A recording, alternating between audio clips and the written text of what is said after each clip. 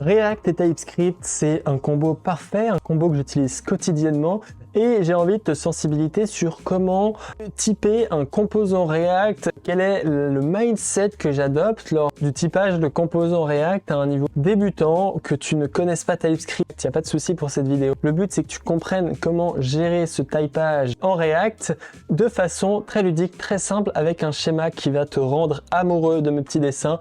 On commence tout de suite. Tu vois que dans ce petit schéma, moi je vois un composant un peu comme ça. Un composant, c'est une machine un peu mystique, une machine un peu excitante. Et cette machine, elle va prendre en input des props. Tu vois ici, c'est comme si tu avais ta machine et tu balances des props à l'intérieur. Oh, un number, oh, un name, boum, boum, boum. Il y a tout qui rentre dedans. Et elle après, blip, blip, blip, blip, elle vient check toutes tes props. Et en résultat, ce qu'elle va avoir, c'est qu'elle va te retourner un markup HTML. Boum! Mais ces props, il faut y faire attention parce que je les ai mis ici. Tes props, ils sont là. Et ils vont te passer par exemple un default count, un email, un name, et tout ça, ça représente les props. Et ce default count, TypeScript, il va aussi pouvoir typer le counter.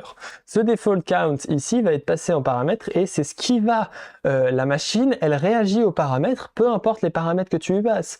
Donc, si dans l'email, je mets un number ou un objet, il risque d'avoir des soucis. Et c'est là où TypeScript intervient. C'est là où la puissance de TypeScript intervient. Dans ce petit Stacky Blitz que j'ai affiché juste ici, on peut en voir un exemple. Tu vois qu'ici, j'ai un bouton counter. Quand je clique dessus, ça l'incrémente bien.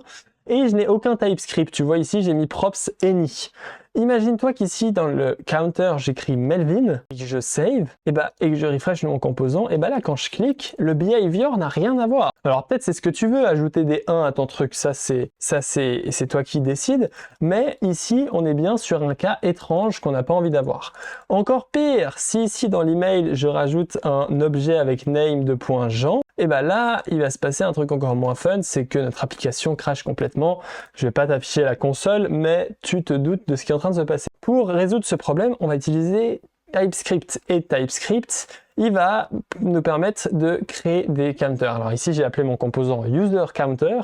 Et par convention, tu peux soit appeler le type props, soit le type userCounterProps, comme je le fais généralement. Et là, on va prendre nos props. Tu peux juste copier comme ça et décrire quels sont les types de nos props. Username, c'est une string. L'email, c'est aussi une string. Et le default count, c'est un number. Maintenant qu'on a défini nos props, on va pouvoir typer nos props à cet endroit. Et là, tu te rends compte de la magie de TypeScript. D'ailleurs, je peux fermer ça. C'est que default count, il est en train de me dire attention, attention, le type string n'est pas assignable au type 0. Et c'est totalement ce qu'on veut dans ce cas-là, c'est de vérifier que notre default count correspond bien au type qu'on est en train de chercher. Là maintenant, on va pouvoir résoudre cette erreur en mettant par exemple 10 à cet endroit. Et là, automatiquement, ça marche pas parce que je me suis trompé. J'espère, et j'ai fait cette erreur pour vérifier que tu étais attentif. Maintenant, on remplace ça par number et on voit que ce default count, il fonctionne bien. Ça, c'est vraiment cool pour TypeScript parce que on va pouvoir vraiment passer ces éléments. Ce qui est intéressant, c'est qu'il y a 3 autres éléments que je vais te montrer dans cette vidéo qui vont te permettre de mieux maîtriser TypeScript. Cependant, malheureusement, dans cette vidéo, tu n'as pas l'occasion de t'exercer. C'est pour ça que dans la description, tu trouveras un cours gratuit bien plus complet avec des exercices que j'ai appelé la masterclass sur TypeScript et React, que tu pourras retrouver dans la description, qui te permettra de mieux maîtriser les composants avec TypeScript, avec 2 exercices super intéressants. On continue sur notre vidéo, où j'ai envie, par exemple, de pouvoir, je sais pas pourquoi, dans un univers, pouvoir ajouter des props ici sur cette div, notamment onClick. Je sais pas pourquoi dans l'univers, j'ai envie de... On va continuer cette vidéo en spécifiant quelque chose d'intéressant, c'est qu'est-ce qu'on a envie de faire si... je vais juste refresh ici. Si on aurait envie de pouvoir ne pas passer de default count ici, qu'est-ce qui se passe quand je fais ça? Et on a une erreur parce que lui, il attend default count, mais on n'est pas en train de lui passer. Pour rendre un type optionnel, on peut venir ici et utiliser un point d'interrogation qui va rendre notre type optionnel. Tu vois que maintenant, ça devient number ou undefined. D'ailleurs, tu peux aussi utiliser cette syntaxe-là. C'est number ou undefined. Si tu connais pas cet opérateur logique, il permet de dire que c'est ou undefined, du coup que ça permet de faire number ou undefined, ça peut soit être number, soit undefined. Là, le problème, c'est qu'il nous fait toujours une erreur parce qu'en fait, pour lui, default counter, il est défini comme undefined. Donc là, ce qu'on peut faire, si j'utilise cette syntaxe-là, c'est un peu moche, mais je peux faire ça.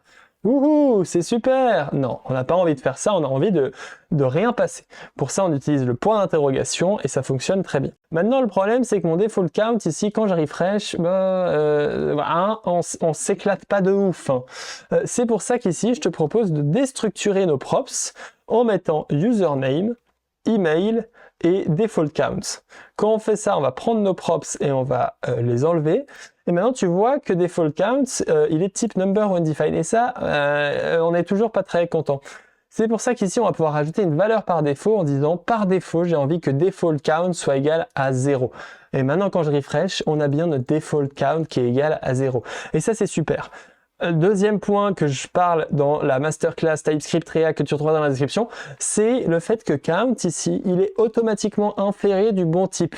Il prend le type number et c'est totalement ce qu'on veut. Ensuite, ce qui se passera, c'est que cette count ici, il va accepter le type sans aucun souci. Tu vois que quand j'enlève ça, TypeScript, il est assez malin pour te dire number ou undefined plus 1, je le sens mal. Mais là, tu dis, c'est pas number ou undefined, c'est number ou number. Pas de souci. Voici un petit peu pour ce user counter, c'est ses props optionnels. On va faire un deuxième cas un peu hypothétique. Imagine-toi dans un univers où j'ai envie de rajouter onClick ici. Tu vois là, j'aimerais bien ajouter onClick, mais aussi onover, et aussi style, mais aussi class name.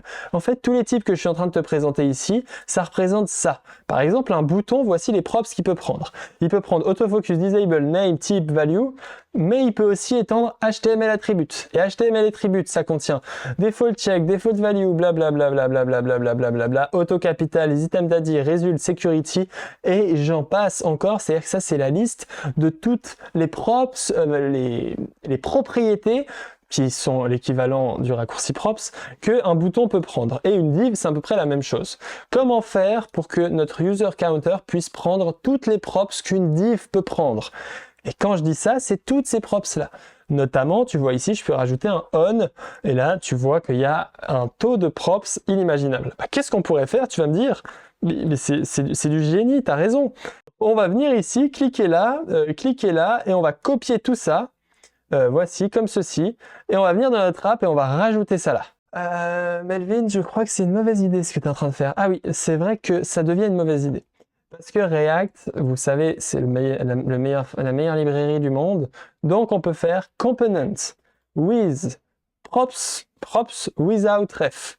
Et là, on va pouvoir passer comme argument button. Et ça, c'est génial parce que ce component props without ref, il va correspondre à toutes les props qu'un bouton peut prendre. Évidemment, là, tu es en train de te dire « Mais Melvin, tu voulais pas faire ça sur un input ?» Oui, tu as raison, je veux faire ça sur une div. Exactement. Donc, on a cette div, maintenant, on a ce type, et là, on va pouvoir spread, ... props ici. Et si on passe notre souris sur props, tu vois que ça représente style, title, key, default checked, blablabla. Bla. On a toutes les props qu'il nous faut. Et là, on va pouvoir faire la syntaxe de spread de props. Et là, je crois pas que tu te rends compte de la folie que je suis en train de faire. C'est que là, je vais pouvoir rajouter, par exemple, style, border, de px, solid, red. Et quand je save, ça rajoute bien. Donc, toutes les props maintenant qu'une div peut prendre, je peux les passer ici.